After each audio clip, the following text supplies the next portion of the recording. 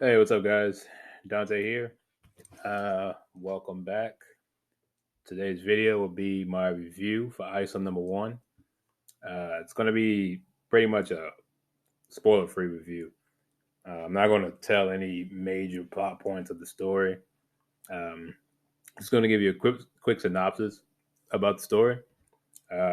It's about Isom, obviously. Um, Avery Silman.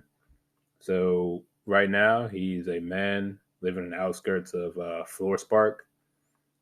He owns a agricultural type facility. He runs it with him and his friend Sam, um, who date. I suspect he knows about him being I guess a powered human. I guess I don't know if you would call them superheroes. I guess um, there's really not much superhero aspects really going on. There's a lot of throwing hands. There's a lot of throwing hands. There's a lot of action, but it blends in well with the down to earth tone of the story. It's very simple. He's living on the outskirts. He gets a call from his sister Altona, who either runs or she just worked for uh, Projexus. They haven't they don't they haven't brought it up yet what they actually do, but she calls him one day about Jasmine. Sorry, I got some weird notification.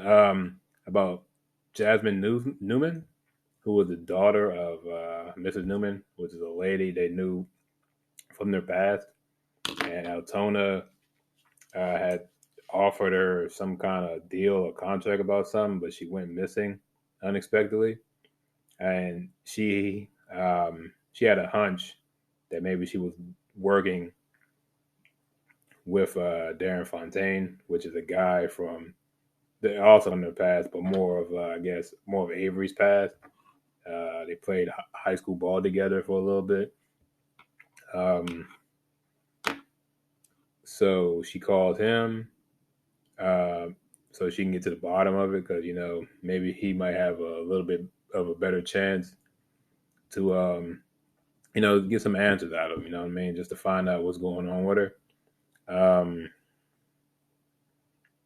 so yeah, that right there is basically the main plot point. It's a very standard, you know, mystery type crime thriller type of aspect with some superhero, uh, some kind of powered humans, sprinkling with it.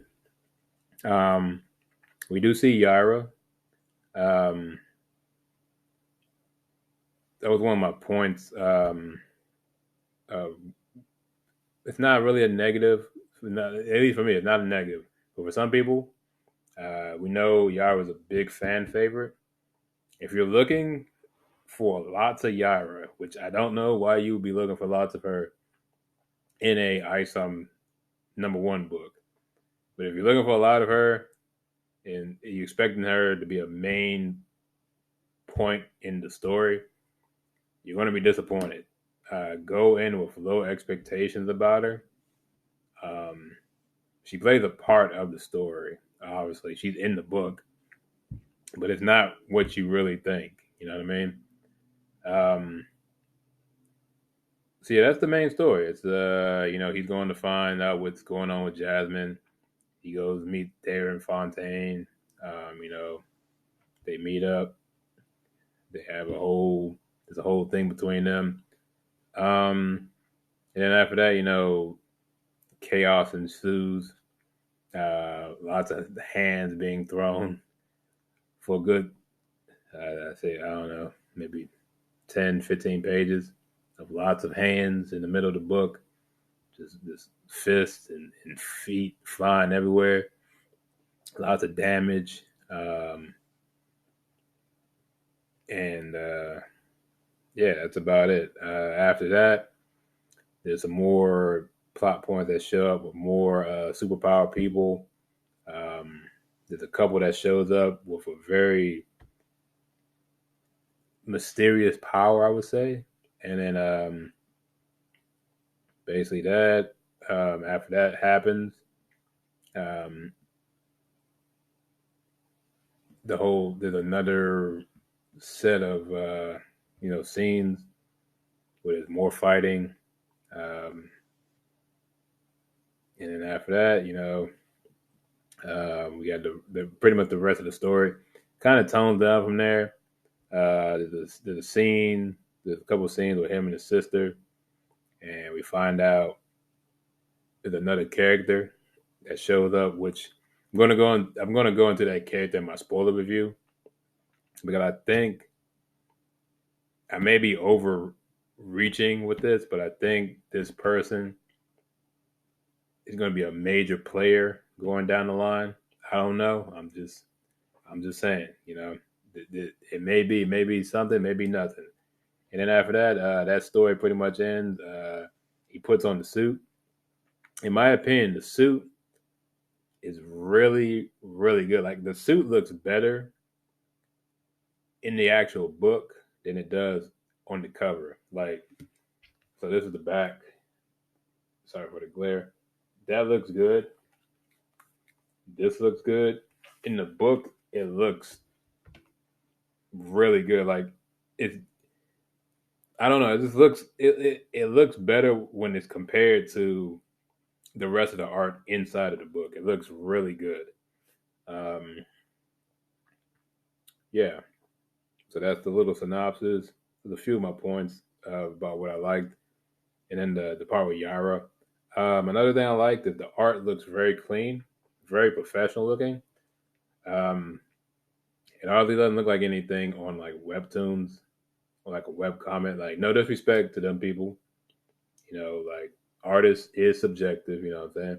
But there is a objective way art should look in a comic book, and that's what it looks like in this book, in my opinion.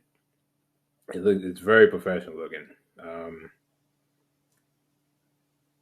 the characters have a lot of potential. Um, there are a lot of characters that show up in this book. Like I said, the couple, there's a group at the end of powered humans, Yara, Isom, even some of the other people that aren't superpowered that we know of, like Darren Fontaine, Sam, um, some of the people that work for Darren. This is a lot of people they have a lot of stories. There's a lot of stories that could go a lot of different directions, and that's what I'm excited to see for in ISO number 2. Um, and yeah, that right there, that's pretty much the gist of what I thought of the book. The book is very good. It's a very good opening act to not only Isom's character, but in the whole Ripperverse. It's a good start. It's a good starting point. Um, I guess the only other well, let me get into this. Let me get into this first.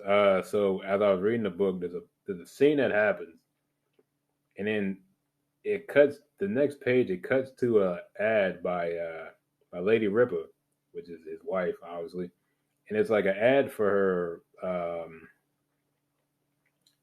like I guess a jewelry line or whatever. And I was tripping out because I was like, "What is this that showed up in the middle?" Like I was reading the book, and you ever had that feeling? You ever had that thing happen where you check your mail? You get those like brochures of like there's a lot of miscellaneous stuff in a book little catalog thing, and that sometimes you'll get like another like real thin like ad piece of paper that gets stuck in between. That's what I thought it was. You know what I'm saying? And then I was tripping. I was like, wait a minute, this box was sealed like multiple ways. Like if you saw my last video, like it's a lot to open that package. You know what I'm saying? And then I was tripping like, oh, this is actually part of the book.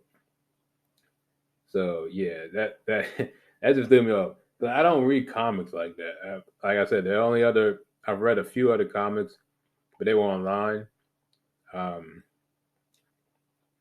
and I read manga online. So um, I don't know if they. It's been a while since I've handled a physical manga book, so I don't know if they put. I've seen ads in the beginning of them, and at the end, obviously. I've just never seen them in the middle. I'm sure they do it too. I just I haven't read a lot of physical stuff in a long while. Everything I do is digital. I got to get back into the habit of actually holding a book and reading it. It's just something that's I've missed for a while. I'm just so used to uh, doing everything digitally. So yeah, um,